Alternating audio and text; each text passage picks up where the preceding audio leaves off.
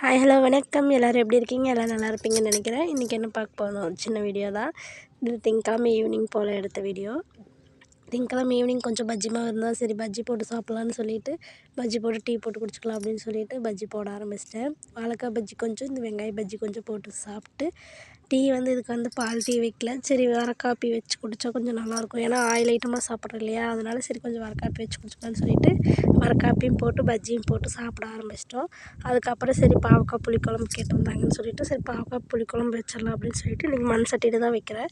அதுக்கு எப்பயும் போல் தான் பாவக்காயை அறுத்து வச்சிடணும். அதுக்கப்புறம் நிறைய வெங்காயம் கொஞ்சம் புளி ஊற போட்டு அதுக்கப்புறம் தக்காளி எல்லாம் கட் பண்ணி வச்சுட்டு சமைக்க ஆரம்பிச்சிட்டேன். இப்போ தான் நம்ம சேனலில் யாராவது ஃபஸ்ட் டைம் பார்க்குறீங்கன்னா சப்ஸ்கிரைபர் பண்ணி வச்சுக்கோங்க. வீடியோ பிடிச்சிருந்தால் லைக் பண்ணி கமெண்ட் பண்ணுங்கள். Thank you so much. அதுக்கப்புறம் சமைக்க ஆரம்பிச்சிட்டேன். எண்ணெய் ஊற்றி கடுகு போட்டு கொஞ்சம் வெந்தயம் போட்டு அதுக்கப்புறம் கட் பண்ணி வச்சுக்கிற வெங்காயம் தக்காளி எல்லாத்தையுமே போட்டு நல்லா வதக்கி விடணும்.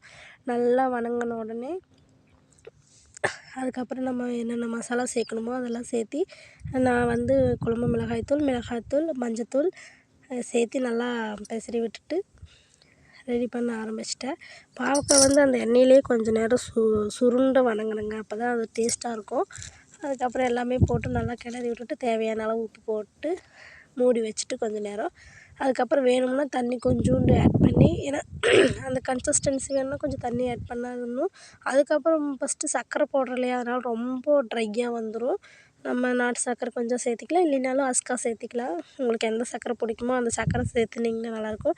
நான் வெல்லம் சேர்த்துனா அதுக்கு மேலே நல்லா தான் இருக்கும். நம்ம வீட்டில் வெல்லம் இல்லைன்னு சொல்லிவிட்டு நான் நாட்டு சர்க்கரையே போட்டு நல்லா தொக்கு மாதிரி பண்ணிட்டேன். இதுதான் இன்றைக்கான வீடியோ. மறுபடியும் நாளை ஒரு வீடியோ சந்திக்கலாம். பாய்.